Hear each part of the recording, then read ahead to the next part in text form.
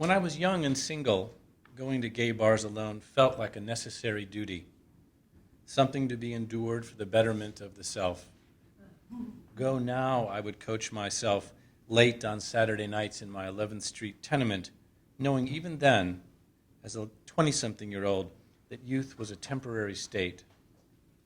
Stay here, watch another rerun of The Honeymooners, and you're guaranteed to remain single. And so, despite the allure of the bed, the mewing of cats in the courtyard below, and the comfort that came with reciting the banter between Ralph and Alice Cramden, I would dress the role and make my way to the bar of the moment.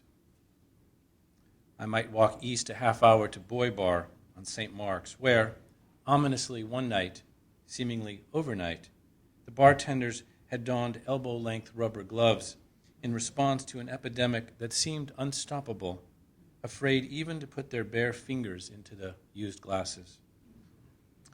I might go to Wildwood with its flannel-clad clones, not my aesthetic, but at least I stood out.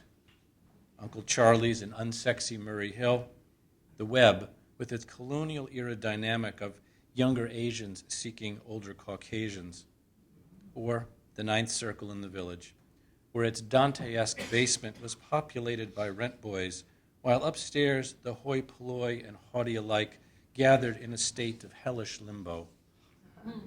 It was there, apocryphally, where Edward Albee found his title, Who's Afraid of Virginia Woolf, scrawled on a restroom wall.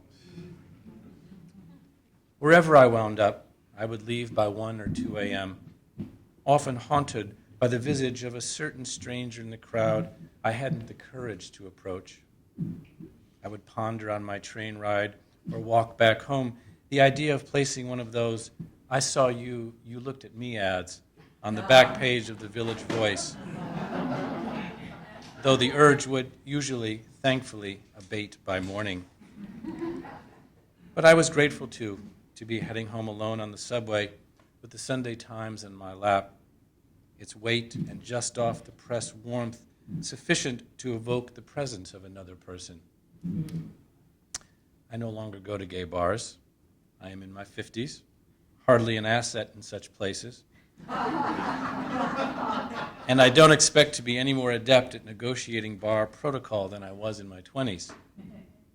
When I look into the few bars that exist along 8th Avenue or Christopher Street, as I pass them, I see many faces in the crowd lit by the screens of their phones, an easy method for pretending to be occupied by contact with others elsewhere, and thus avoid the live bluntness of rejection now. We had no such props, apart from the lighting of a cigarette or fishing in a cocktail glass between ice cubes for the maraschino cherry. Yet, I feel a certain nostalgia for the bars I used to visit because they were places where a young gay man could be surrounded by his peers, be actually shoulder to shoulder with them.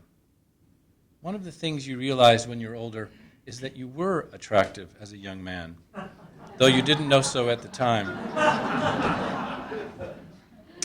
Although the house odds of meeting someone never improved for me, there was always the lure of the jackpot, that potential for sex, a real boyfriend, a new friend.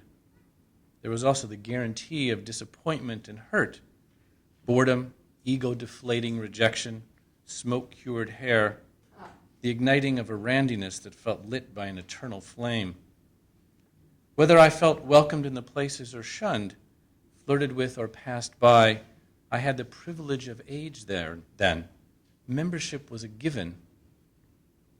I learned early on, and it is a lesson that has endured, that the secret strategy for going to gay bars is to know their limitations, when it's all right to go inside and socialize, and when it's time to leave and go home.